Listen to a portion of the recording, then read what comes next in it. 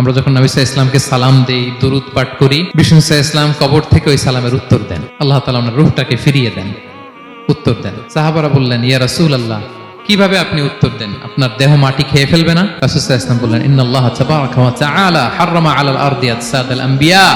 আল্লাহ তাআলা নবীদের দেহকে নষ্ট করা মাটির জন্য হারাম করে দিয়েছেন। কোনো মাটি কোনো নবীর দেহকে টাচ করতে পারে না, নষ্ট করতে পারে না। নবীরা কবরে জীবিত, সেখানে সালাত আদায় করে, তাদেরকে স্পেশাল রিজিক দেওয়া হয়। এটাকেই বলা হয় হায়াতুন নবী।